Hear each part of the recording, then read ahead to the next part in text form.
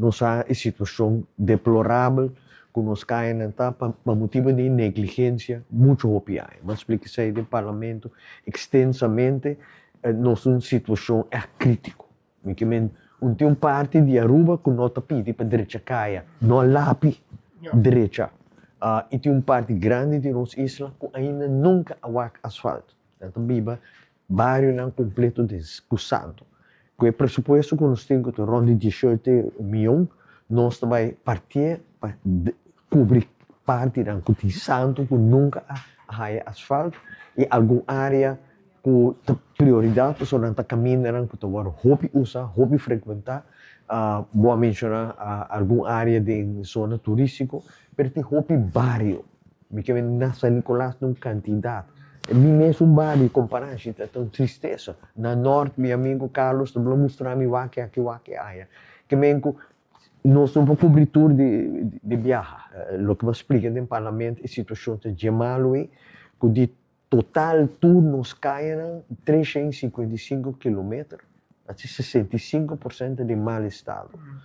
Com 17 milhões nós não cobrimos. Que mestre bem um plano, o qual me está trabalhando, para um período largo, de 10 para 15 anos, sem interrupção, nós investimos suma grande, ronda de 20 milhões para nós poder chegar na direita, o que é atrasar, e para a direita pôr asfalto caminho não tem ainda. É um challenge grande e não cabe aqui, nem outro área, e não tem um problema de área passada, de hopi área, nós não é suficiente, eu vou nos pagar o preço alto.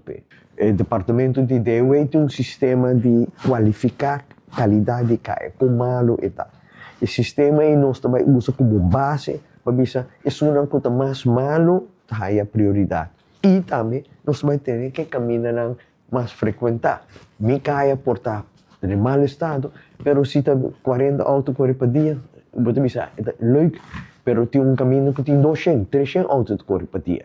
Eu estava na Holanda, aí passando um escola técnico para infraestrutura, mas descobri que tem 25 diferentes tipos de asfalto. Depende do clima, depende da suela, depende de com dique, com grof que quer, que nós também faz uso de conhecimento e experiência que deu e não tem hopi experiência e duas companhias que nós temos que oferecer asfalto para nós procurar para a placa que nós temos invertir o melhor possível.